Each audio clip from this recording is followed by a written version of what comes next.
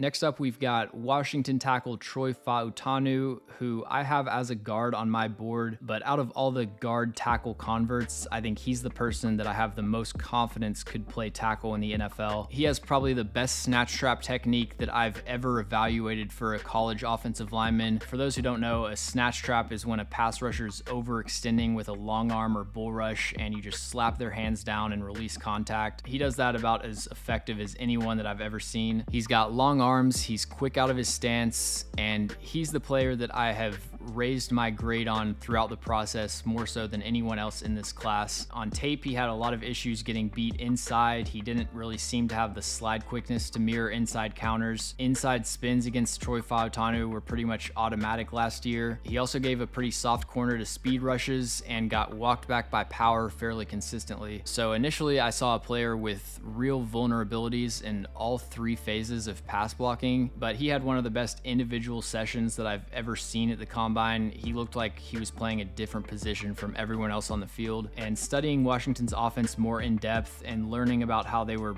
purposefully oversetting and using these aggressive sets that I talked about with Roger Rosengarten, that alleviated some of my concerns with Troy Fautanu pass blocking in the NFL. I think if he starts taking more balanced sets, he'll be a lot less vulnerable to inside counters, and after the combine, I'm a lot more confident in his slide quickness and recovery ability. I still worry about his anchor. For as good as the snatch trap is, that's really his only way of defeating power rushes. If he has to sit down and drop his anchor, he's getting moved back into the pocket by Pac-12 edge rushers. And then his run blocking tape was really not good unless he was pulling or he was the second player on a combo block. He doesn't really have the power to move people against their will. He doesn't sustain blocks very well. He struggles to get play side leverage on reach blocks. I think he's got to add play strength, and that's one of the reasons that I think he might need to play tackle, because I don't know if he can move inside and deal with the bigger interior players. But the movement skills and technique in pass pro, which is what's most important, I think is definitely worth a first round pick.